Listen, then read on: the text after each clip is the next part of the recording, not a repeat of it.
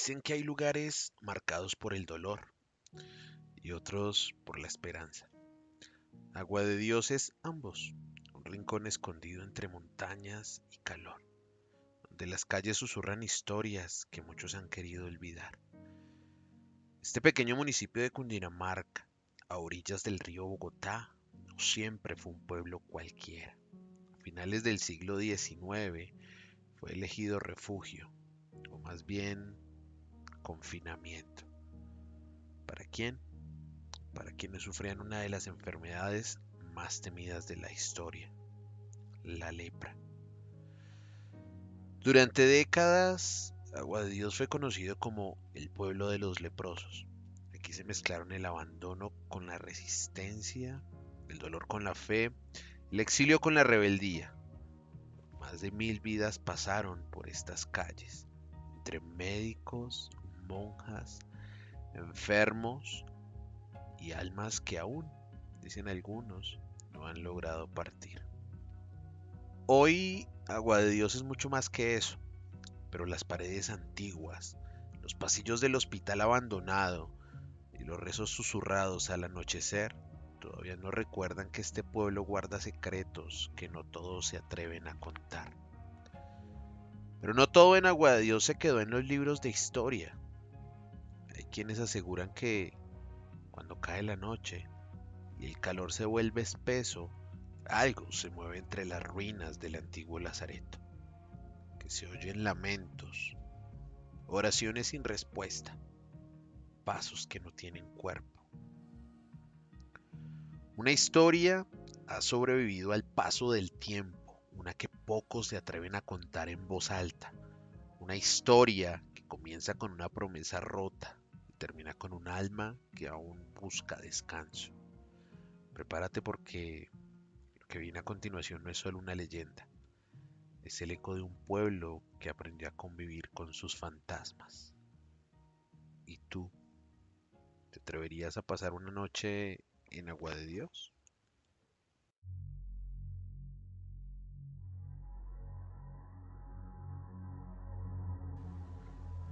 Imagina abrir los ojos una mañana y saber que todo lo que conoces se ha terminado. Tu casa, tu familia, tu nombre. Ya no eres madre, hijo, amigo. Eres solo un leproso, un condenado.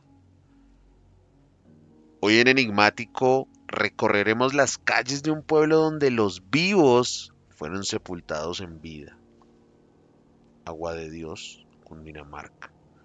Alguna vez llamado también el infierno blanco. Un lugar donde el silencio grita y los fantasmas no siempre están muertos. Estás caminando por un pueblo que parece detenido en el tiempo. Las fachadas son coloniales, pero hay algo en el aire, algo espeso, viejo, enfermo. De pronto llegas al Museo de la Lepra, un antiguo hospital que respira entre sus grietas, las paredes manchadas por la humedad y la historia, pero aún conservan el eco de lamentos que nadie ha grabado, pero que todos escuchan si prestan atención. Una de las habitaciones más oscuras es conocido como el pabellón de los abandonados. Aquí encerraban a los pacientes que ya no recibían visitas, que habían sido oficialmente declarados como muertos en la vida civil. En el centro del cuarto, una camilla oxidada aún conserva las correas de cuero con las que amarraban a los que deliraban. En la pared, con carbón, alguien escribió: soy invisible, pero mi dolor hace ruido. Hay una silla en la esquina, nadie se sienta ahí. Dicen que si lo haces, una mano invisible te aprieta el pecho, que oyes una respiración que no es la tuya. En otro cuarto hay retratos antiguos, fotografías de niños con el rostro deformado por la lepra, la mirada hueca. Algunos tienen escrito su nombre en la parte inferior, otros no. Algunos fueron dejados aquí a los 6 años y murieron antes de los 10, sin que nadie volviera por ellos. Y una carta sobre la mesa escrita a mano que dice: Mamá, no me dejes aquí. No tengo nada en la cara, solo me arde la piel. Tengo miedo. No me tocan desde hace 3 años. Estoy muriendo sin morirme.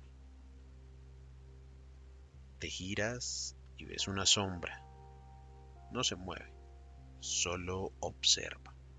Pero cuando parpadeas, ya no está, desaparece. Agua de Dios fue fundado como leprocomio oficial de Colombia en 1870, por decreto. Cualquier persona con lepra era aislada allí. La orden era clara: cortar cualquier contacto con la sociedad sana. Durante más de 100 años, miles de personas fueron llevadas a la fuerza. Se les arrancaba de sus hogares, a veces en plena noche, y eran transportados en carretas cubiertas, como si fueran ganado contaminado. En algunos casos los vecinos celebraban su partida con campanas de iglesia, como si exorcizaran un demonio. La ciudad fue dividida, una parte para los enfermos, otra para los sanos, y entre ambas una muralla simbólica hecha de miedo y rechazo. Los pacientes perdían sus derechos civiles, no podían casarse, heredar, ni trabajar fuera de la ciudad. Incluso sus cartas eran revisadas antes de ser enviadas para evitar la contaminación emocional de quienes estaban afuera. En el cementerio, miles de tumbas sin nombre se agolpan unas sobre otras, algunas con cruces hechas de ramas secas, otras ni siquiera eso, fosas comunes llenas de historias no contadas.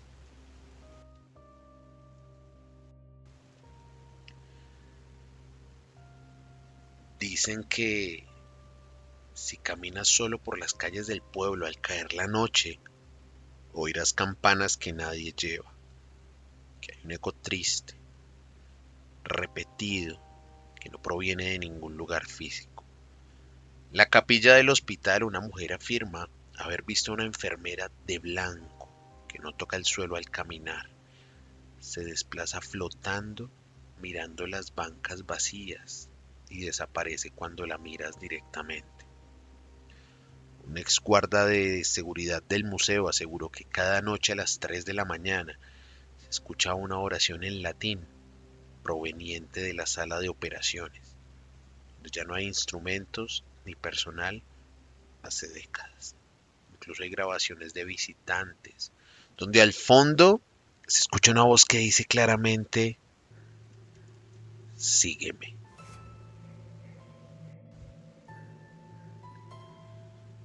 La lepra, también conocida como enfermedad de Hansen, fue durante siglos no solo un diagnóstico médico, sino una sentencia social.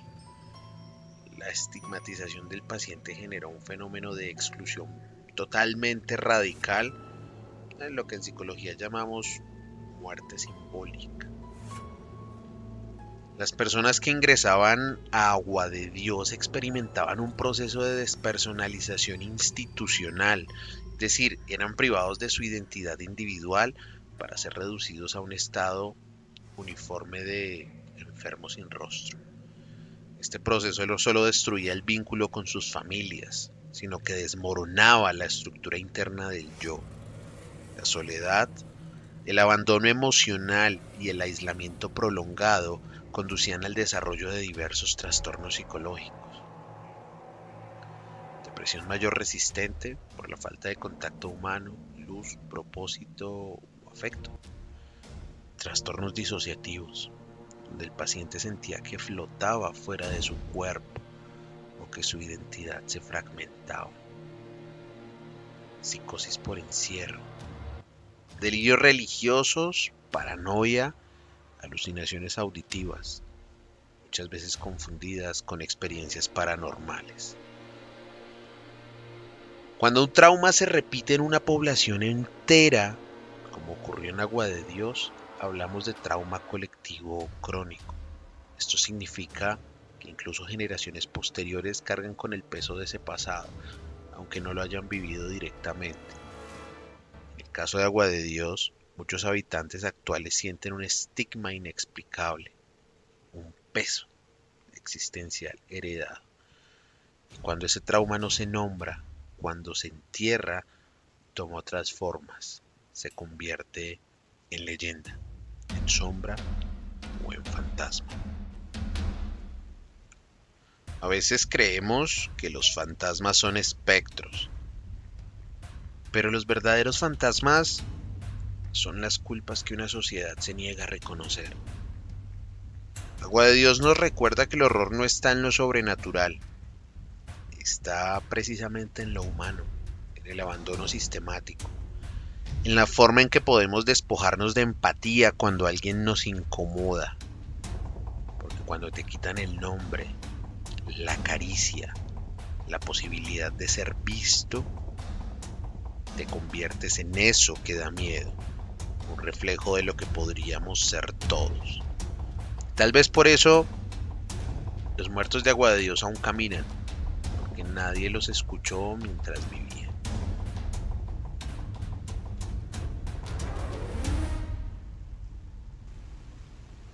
Esto fue enigmático. Gracias por estar aquí, por mirar el abismo con nosotros. Hasta la próxima historia y recuerda, lo que no se nombra, vuelve. Si esta historia te estremeció, imagina lo que viene. Suscríbete a Enigmático, activa la campana y acompáñame cada semana en este viaje a lo más oscuro de la mente humana, lo desconocido y lo prohibido. Comparte este episodio si sientes que alguien más necesita escuchar lo que otros prefieren callar. Y recuerda, hay lugares que no están en los mapas, pero están en nuestra mente. Nos escuchamos en el próximo episodio. Hasta entonces, mantén la mente abierta y la luz encendida.